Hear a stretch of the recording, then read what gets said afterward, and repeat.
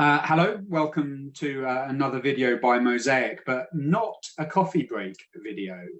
Instead, today we're going to take you through a presentation on why law firm merger discussions fail. And we're going to do so, he says, crossing his fingers, with a little bit of a role play, a little bit of a case study in why and how those merger discussions might fail.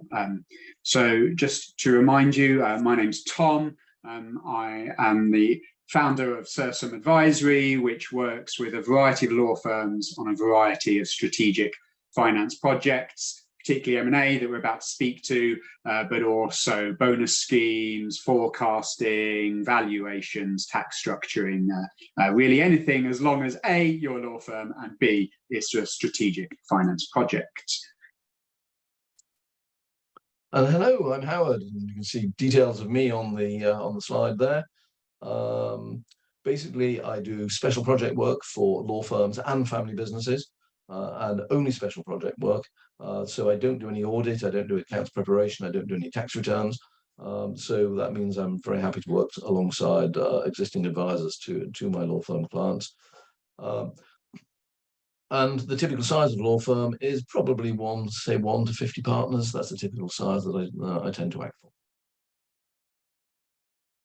And hello, I'm Mark Briegel. I'm a partner at Bennett Briegel. We're a niche law firm providing services into the professional practice sector, predominantly law firms, but also IFAs, accountants, etc. And I do an awful lot of M&A in the legal sector, plus restructures, partners in, partners out.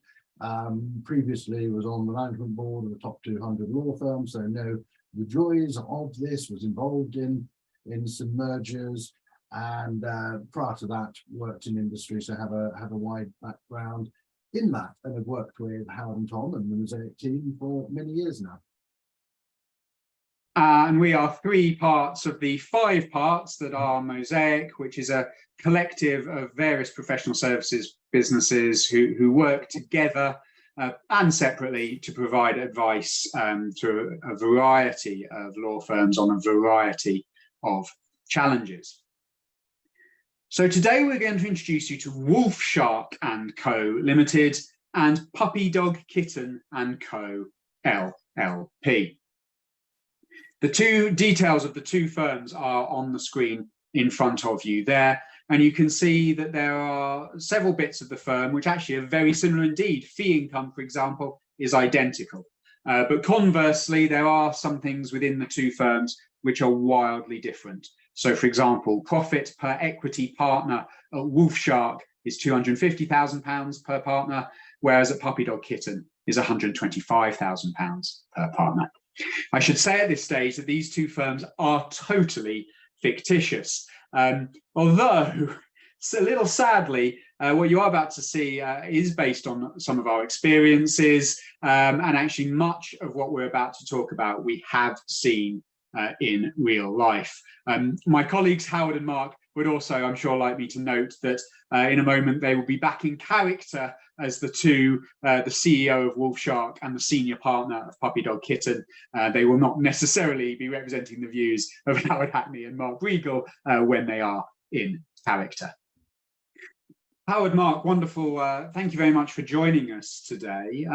Howard, perhaps you'd like to introduce yourself and maybe explain how you got to the meeting today.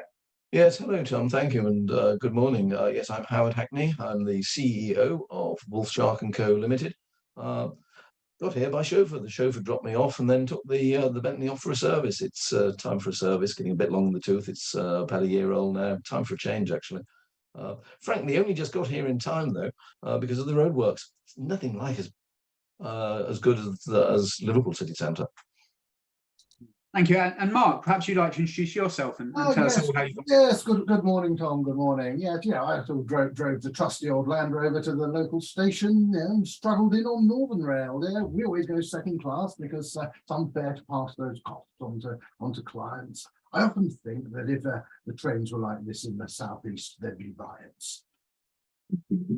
Thank you, Mark. So, Mark, we know that you and Howard have had sort of preliminary discussions about a merger. Mark, perhaps you'd tell us how those discussions started. Yes, absolutely. You know, Howard and I were at school together. We've been friends for many years, and we were having lunch actually together at our club one day, as we do. And you know, I think Howard and I would agree that you know, we're different, but we complement. I'm sort of, you know, the intellectual one, a bit brighter, but I've always admired his entrepreneurial streak. And you know, sort of, he was a year older than me and a prefect at school. You know, everybody in the profession is discussing mergers, and we thought it'd be a good idea. Yeah, we complement each other's skills, and then we've got the geographic reach, and there's synergies, which is the key word everybody's using now. Of course, yeah, there's differences between our two firms, but you know, our attention to detail and our intellectual rigor in the way in which we practice law would really benefit Howard's firm. You know, well, then there may be a short-term hit to profits, but you know, it'll be good for both. Yes, a short-term hit to profits. Thank you, Mark. Howard, perhaps you could share some insights about how the discussion started. Yes, very much so. Mark and I have been friends since school days, and on the back of that, we were having lunch at our club together. He was always a lot brighter than I was, but needless to say, I had the entrepreneurial streak, and I was a year ahead of him, and I was a prefect, and I think Mark actually looked up to me, and probably still does. Everyone in the profession, though, is discussing mergers, and we thought we were like-minded firms, which make a really good fit. There'd be cost savings, there'd be cross-selling opportunities, and we were stronger in some areas that they were weak in. So, for example, we were stronger in company commercial, while they were stronger in family law, and we see a niche in family law we would really like to get into. Profits would increase almost immediately as a result of the merger. And then finally, there was the extension of our geographic base.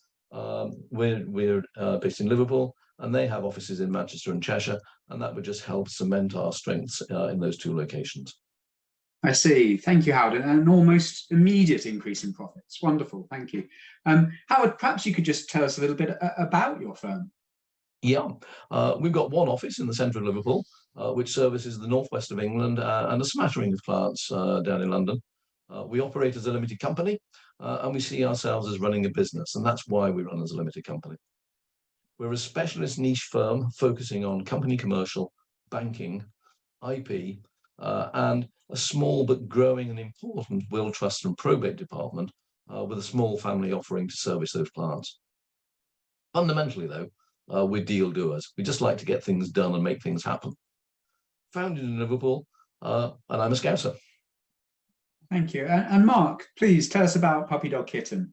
Well, you know, we've been around for 150 years. You know, my father was senior partner before me, and my grandfather was senior partner before him. You know, we've been around a long time. We have 3 offices, Manchester, Liverpool, and Chester, and we operate as an LLP, which we believe creates a collegiate culture, which has been part of our success, and very much a full service offering, including company commercial, wills, trust and probate conveyancing, both residential and commercial, family law, bit of crime, some personal injury, you know, anything that our local clientele want. We make every client think that they're our own clients.